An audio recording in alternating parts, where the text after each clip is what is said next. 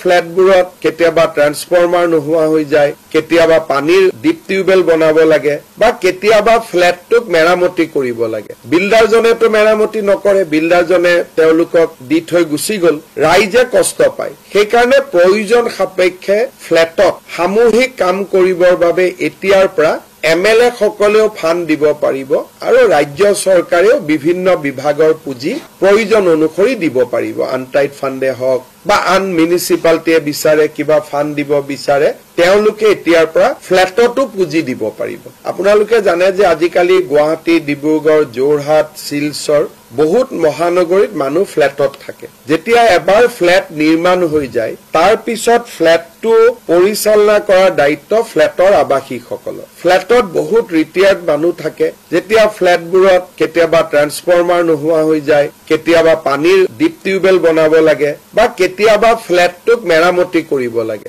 বিল্ডাৰজনেতো মেৰামতি নকৰে, বিল্ডাৰজনে তেওঁলোকক দি থৈ গুচি গ'ল, ৰাইজে কষ্ট পায়। সেইকাৰণে প্ৰয়োজন সাপেক্ষে ফ্ল্যাটত সামূহিক কাম, কোনো ব্যক্তিগত কাম নহয়, সামূহিক কাম কৰিবৰ বাবে এতিয়াৰ পৰা MLA সকলেও ফাণ্ড দিব পাৰিব আৰু ৰাজ্য চৰকাৰেও বিভিন্ন বিভাগৰ পুঁজি প্ৰয়োজন অনুসৰি দিব পাৰিব। আনটাইড ফাণ্ডে হওক বা আন মিউনিচিপালিটিয়ে বিচাৰে কিবা ফাণ্ড দিব বিচাৰে, তেওঁলোকে এতিয়াৰ পৰা ফ্ল্যাটতো পুঁজি দিব পাৰিব। আগতে আমি গাঁৱত দিওঁ, নামঘৰত দিওঁ, মন্দিৰত দিওঁ, ৰাস্তাত দিওঁ, কিন্তু ফ্ল্যাটত আমি কোনো সহায় নকৰো। এতিয়া আমি ফ্ল্যাটত সহায় কৰিব পাৰিম। দুটা কণ্ডিশ্যন, ফ্ল্যাটটো বিল্ডাৰৰ অধীনত থাকিব নালাগিব, ছচাইটিৰ অধীনত থাকিব লাগিব। দ্বিতীয়তে কামবিলাক কমন কাম হ'ব লাগিব, যে গোটেই বিল্ডিংটো ৰং কৰা বা পানীৰ ব্যৱস্থা কৰা বা ফ্ল্যাটত এটা মন্দিৰ নিৰ্মাণ কৰা বা ফ্ল্যাটত এটা অডিটৰিয়াম নিৰ্মাণ কৰা, যিবিলাক কমন কাম প্ৰত্যেকজনে ব্যৱহাৰ কৰিব পাৰে, তেনেকুৱা ধৰণৰ কাম। কিন্তু কোনোবাই যদি কয় যে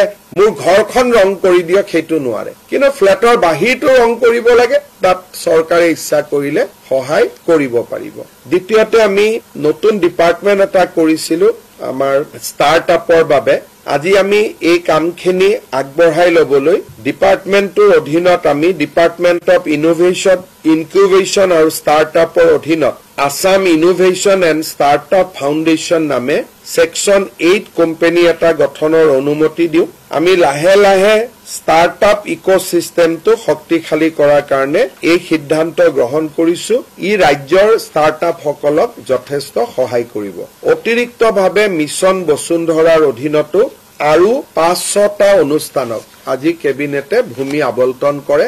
নামঘৰ, মন্দিৰ বা চৰকাৰী কাৰ্যালয়, এই ধৰণৰ শিতানত সামূহিক যি অনুষ্ঠান, সেই অনুষ্ঠানৰ বাবে আজি ভূমি দিয়া মঞ্জুৰি কৰে।